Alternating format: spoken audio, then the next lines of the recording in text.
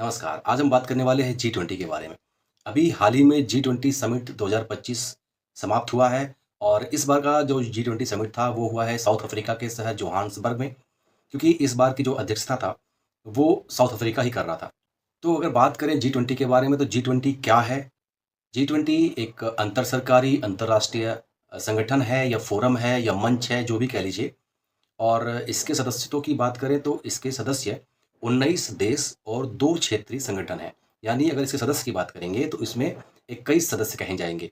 लेकिन अगर इस तरह से बात करें कि इसमें कितने देश शामिल हैं, कितने संगठन शामिल हैं, तो हम कहेंगे 19 देश और 2 क्षेत्रीय संगठन। क्षेत्रीय संगठन कौन-कौन से? तो एक तो यूरोपियन यूनियन हो गया और दूसरा अफ्रीकन यूनियन। 2023 से पहले इसमें सिर्फ एक क्षेत्रीय संगठन शामिल था, यानी यूरोपीय यूनियन। लेकिन 2023 में जब G20 की अध्यक्षता भारत कर रहा था, तब इसमें भारत की अध्यक्षता में अफ्रीकन यूनियन को भी एक सदस्य के रूप में मान्यता दी गई या स्थायी सदस्य के रूप में मान्यता दी गई। अब मैं इसे इतना एलेबोरेट करके क्यों बता रहा, क्योंकि एक आईएएस के पेपर में ऐसा ही क्वेश्चन आया था कि G20 में कितने देश शामिल हैं? हाँ, जी हाँ, देश शामिल हैं। उसमें एक ऑप्शन ये भी था कि इसमें 19 देश शामिल हैं और कुछ और भी ऑप्शन थे।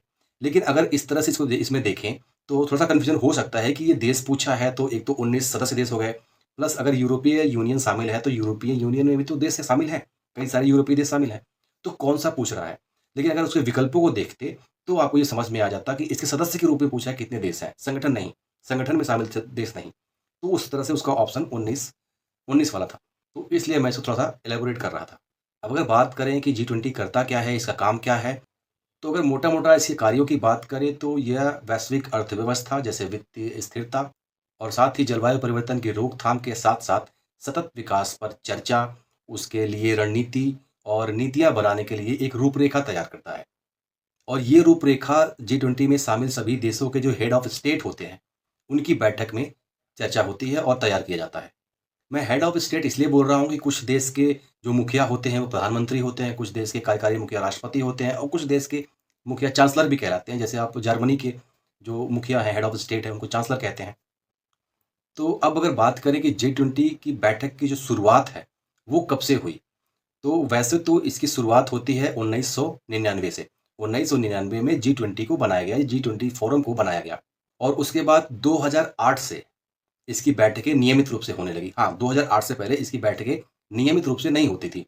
लेकिन 2008 के बाद से इसकी बैठकें G20 की बैठकें नियमित रूप से होने लगी और 2008 के बाद से इसमें हेड ऑफ स्टेट के साथ-साथ विदेश मंत्री और वित्त मंत्री को भी इस बैठक में मतलब इनकी भी बैठकें होने लगी। तो कुल मिला के बात करें इसमें शामिल कौन होता है तो इसकी बैठक में इसके सदस्य शामिल होते हैं।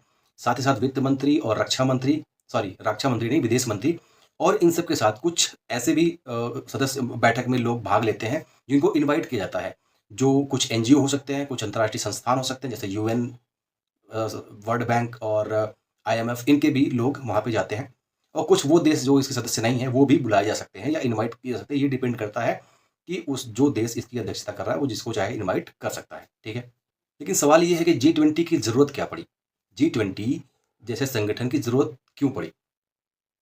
तो अगर हम थोड़ा और पीछे जाएँ, वर्ल्ड वॉर सेकंड के बाद की स्थिति देखें। वर्ल्ड वॉर सेकंड के बाद क्या हुआ था? उस समय दुनिया पूरी तरह से तबाह हो रखी थी। जो मजबूत देश थे, वो युद्ध लड़ते-लड़ते कमज़ोर पड़ गए थे। जो साम्राज्यवादी शक्तियाँ थीं, वो भी अब युद्ध की वजह से कमज़ोर पड़ने लगी थी और उनकी आर्थिक और सैनिक शक्ति अब कमज़ोर पड़ने लगी थी, घटने लगी थी। और ये भी कहें कि अगर साम्राज्यवादी शक्तियाँ कमज़ोर पड़ने लगी थी, तो उसके बाद जो राज्य, जो देश स्वतंत्र हो रहे थे, जो उपनिवेश स्वतंत्र हो रहे थे, वो भी अब एक स्वतंत्र देश के रूप में मजबूती से अपने आप को आर्थिक रूप से खड़ा करने लगे थे। तो एक तरफ नए देश उभर रहे हैं, दूसरी तरफ साम्राज्यवादी शक्तियाँ कमज़ोर पड़ रही हैं और उस समय जो मजबूत रूप से आर्थिक देश थे, जैसे अमेरिका वगैरह हो गए, ये लोग भी युद्ध में शामिल थे और युद्ध में इतनी सारी फंडिंग किए थे, इतना ज़्यादा युद्ध में पैसा खर्चा किए थे, खुद भी खर्चा किए थे, साथ ही साथ यूरोपीय कंट्रियों को भी लोन में दिए थे। ये भी युद्ध की वजह से इनकी भी आर्थिक स्थिति खराब हो रखी थी। तो अमेरिका को ये डर था कि हमारा लोन रिपेमेंट कहाँ से होगा अगर ये देश फिर से मजबूत नहीं बनेंगे। तो कुल मिला के एक तरफ जो इतिहास की चीज़ें हैं वो बिखर रही थी और दूसरी तरफ नई वैश्विक व्यवस्था जन्म ले रही थी। तो फिर से विश्व में शांति बहाल करने और एक नई विश्व व्यवस्था बनाने के लिए सब देश आप एक साथ आते हैं और अंतर्राष्ट्रीय संस्थान बनाते हैं, जैसे यूएन बना और साथ ही साथ जो ब्रिटेन वुड्स बैठक हुई, उसके जो प्रोडक्ट निकले आईएमएफ और वर्ल्ड बैंक ग्रुप। और इन सब के साथ साथ 7 जो प्रमुख दुनिया के देश थे, जैसे अमेरिका, कनाडा, ब्रिटेन और यूके, है ना, जर्मनी, इन सब का एक ग्रुप बना G7।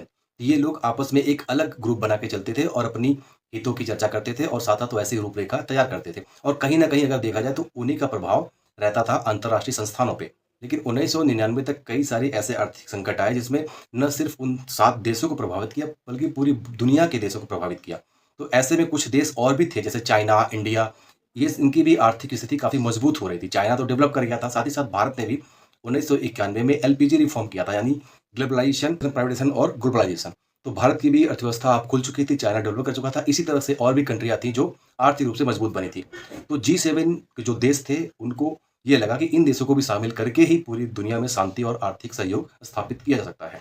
तो इन सब परिस्थितियों का परिणाम ये निकला कि G7 के जो देश थे वो और सारे देश मिलके, यानी जो मैंने बताया 19 देश और 2 क्षेत्रीय संगठन, ये आपस में एक ग्रुपिंग किए और 1999 से लगातार इसकी बैठकें होने लगी। लेकिन 2008 के बाद जब 2008 में जब सब प्राइम संकट आया, पूरी दुनिया की अर्थव्यवस्था डामाडोल हो गई। लेकिन thanks to prime minister Manmohan Singh, जिन्होंने ऐसी पॉलिसियाँ अपनाई कि भारत पे उसका प्रभाव बहुत कम पड़ा। तो 2008 के सब प्राइम संकट के बाद G20 की जो बैठक है वो नियमित रूप से होने लगी हर साल। अब अगर बात करें इसमें कौन-कौन से 19 देश शामिल हैं, तो उनके नाम हैं Argentina, Australia, Brazil, Canada, China, France, Germany, India, Indonesia, Italy, Japan, Mexico, Russia, Saudi Arabia, south Africa, south Korea, Turkey, United state, USA और 2 संगठन यूरोपियन यूनियन और अफ्रीकन यूनियन। ये कितना इम्पोर्टेंट फोरम है, अगर इसको थोड़ा समझना हो तो आप इस तरह से भी देख सकते हैं कि ये जो संगठन है, ये जो संगठन में शामिल देश हैं, जैसे अगर आप पूरी वैश्विक जीडीपी देखोगे, तो पूरी वैश्विक जीडीपी का 85% जो शेयर है वो इनके पास है, यानी पूरी दुनिया की अर्थव्यवस्था का 85% जीडीपी का हिस्सा G20 में शामिल देशों के पास है। और साथ ही साथ 75% अंतर्राष्ट्रीय व्यापार पे जो हिस्सा अधिकार रखने वाले देश हैं वो G20 के देश हैं। और साथ ही साथ पूरी दुनिया की 2/3 जनसंख्या इन्हीं G20 देशों में बसती है। तो एक प्रकार से देखा जाए तो आर्थिक संसाधनों पे सबसे ज़्यादा अधिकार या प्रमुखता से इन्हीं का अधिकार है। अब अगर बात करें कि इस साल के जो समिट हुआ है जोहानिसबर्ग, साउथ अफ्रीका में, उसका क्या आउटकम रहा, क्या परिणाम रहा और भारत ने अपनी क्या बातें रखी और क्या चीज़ें प्रस्तुत करी। तो G20 में जो घोषणा पत्र अपनाया गया अंतिम रूप से, उसे कहा गया जोहानिसबर्ग घोषणा पत्र। उसमें मुख्य रूप से मोटी-मोटा देखा जाए तो क्लाइमेट एम्बिशन, डेब्ट रिलीफ, डेवलपमेंट जस्टिस और एक राजनीतिक मैसेज दिया गया दुनिया को कि जो बहुपक्षवाद है उसको मजबूत किया जाए। क्लाइमेट एम्बिशन का मतलब वही हुआ कि किस तरह से जलवायु परिवर्तन को रोकना है, और दूसरा डेब्ट रिलीफ का मतलब ये हुआ कि जो विकसित देश हैं वो विकासशील और अल्प विकसित देशों को जो ऋण प्रदान करी हैं उसमें थोड़ी रियायत दें, चाहे वो एक उनके जो इंटरेस्ट है उसको कम करे, या जो रीपेमेंट का जो समय सीमा है 20 साल 25 साल, उसको थोड़ा-सा बढ़ा के और थोड़ा-सा फ्लेक्सिबल बना दें। और तीसरा जो डेवलपमेंट जस्टिस की बात की गई है, डेवलपमेंट जस्टिस का मतलब जैसे आप अपने देश में ही देख सकते हैं कि आर्थिक विषमताएँ बहुत ज़्यादा है, कि एक छोटा-सा वर्ग बहुत ज़्यादा अमीर है, बहुत ज़्यादा आर्थिक संसाधन है उसके पास, और एक बड़े व्यापक वर्ग के पास, आबादी के पास जीविका चलाने के लिए भी उतने संसाधन नहीं है। ये चीज़ें पूरी दुनिया में हैं, ये विकसित देशों के पास बहुत आर्थिक संसाधन हैं, और जो गरीब या अब कम विकसित देश हैं, वो आर्थिक रूप से कमज़ोर हैं, और उनकी कमज़ोरी का कारण सिर्फ़ वो नहीं है बल्कि वो विकसित देश भी हैं, जो पहले उनको अपना उपनिवेश बना के रखे थे। उनके आर्थिक भू संसाधनों का दोहन किए, दबा के रखा गया, जिस वजह से वो अंडर डेवलप रह गए। तो अब बात की जा रही है कि जो ये विकसित देश, उनको कुछ आर्थिक तकनीकी रूप से मदद करें ताकि वो भी विकास को हासिल करें और जलवायु परिवर्तन को कम करने में अपना योगदान दे सकें। इंडिया की बात करें कि भारत के प्रधानमंत्री ने वहाँ क्या अपनी बात रखी, तो भारत के प्रधानमंत्री ने एक तो मल्टीलैटरल दुनिया की बात करी, बहुपक्षवादी दुनिया की बात करी, अंतर्राष्ट्रीय संस्थानों में जो कुछ देशों का एकाधिकार है, जैसे आप यूनाइटेड नेशन सिक्योरिटी काउंसिल की बात कर लीजिए, तो 5 देश हैं जिनके पास वीटो पावर है, जबकि अब और भी देश इतने कैपेबल हो गए हैं कि उनको भी वीटो पावर मिलना चाहिए, अंतर्राष्ट्रीय संस्थानों पे बराबर का प्रतिनिधित्व मिलना चाहिए। तो इन सब की भी बातें हुई हैं, भारत के प्रधानमंत्री ने अपनी पक्ष रखा और साथ-साथ कई देशों ने इनका समर्थन भी किया, और साथ ही साथ भारत के प्रधानमंत्री नरेंद्र मोदी ने कुछ नए पहल शुरू करने की बात करी कि G20 को ऐसे इस पे एक नई पहल शुरू करनी चाहिए। तो ऐसे उन्होंने 6 पहल बताए हैं, जिसमें से पहला है setting global traditional knowledge repository. यानी एक ऐसा डाटाबेस बनाएं जो कि पूरी दुनिया में हर देश में कुछ ना कुछ पारंपरिक या पुरातन चीज़ें रही हैं जो दुनिया के लिए आज बहुत रिलेवेंट है। जैसे भारत में आप बात करें तो आयुर्वेद या अपने जो दादी नानी के नुस्खे, कई सारी ऐसी चीज़ें हैं जो पारंपरिक रूप से बहुत ही यूज़फुल हैं। ऐसे पूरी दुनिया में ऐसे ज्ञान हैं, उनके लिए एक डाटाबेस बनाया जाए ताकि पूरी दुनिया उन तक पहुँच प्राप्त कर सके, जानकारी ले सके और उनका लाभ उठा सके। तो एक तो ये पहल करने की बात करी है। दूसरा इनका है अफ्रीका स्किल मल्टीप्लायर इनिशिएटिव, यानी अफ्रीकी देशों में स्किल को बढ़ाने के लिए एक पहल शुरू की जाए जिसमें विकसित देश और अनुभवी देश उनका सहायता कर सकते हैं। और इन दोनों ही मामले में अगर आप देखोगे ट्रेडिशनल नॉलेज के मामले में तो भारत एक समृद्ध देश है, और स्किल सिखाने के मामले में भी भारत जो अफ्रीकी कंट्री हैं उनकी सहायता करता है, एडमिनिस्ट्रेटिव ट्रेनिंग देता है, रक्षा के संबंधित सेनाओं को भी ट्रेनिंग देता है, कई सारी चीज़ें वहाँ पे भारत चलाता है।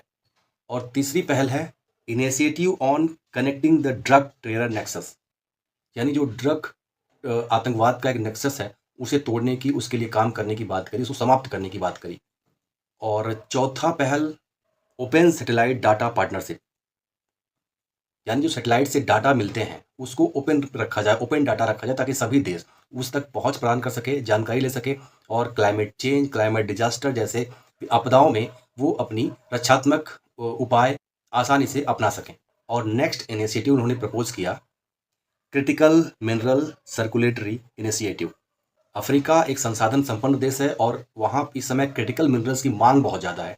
और आपको पता होगा कि चाइना जो है वो क्रिटिकल मिनरल्स में बहुत ज़्यादा हैवी इन्वेस्टमेंट कर रहा है, और अफ्रीका में भी कुछ ऐसे प्राकृतिक क्रिटिकल मिनरल्स हैं जिनको एक्सप्लोर अभी नहीं किया गया है, लेकिन वहाँ पे बड़े बड़े देश, मजबूत देश जाके इन्वेस्टमेंट कर रहे हैं और एकाधिकार स्थापित कर रहे हैं।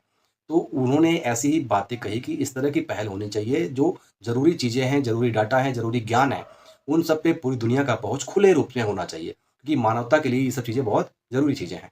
This is all about G20 history और इसकी संरचना और साथ ही साथ इसकी जो बैठकें हुई। हाँ, आपको ये भी बता दें कि इस बार की जो G20 समिट 2025 है, इसमें हेड ऑफ स्टेट मिलते हैं, लेकिन अमेरिका के राष्ट्रपति डोनाल्ड ट्रंप इसका बायकॉट किए हैं, इसमें नहीं आए हैं, जबकि अगले साल 2026 की अध्यक्षता उन्हें ही करनी है। ओके, धन्यवाद।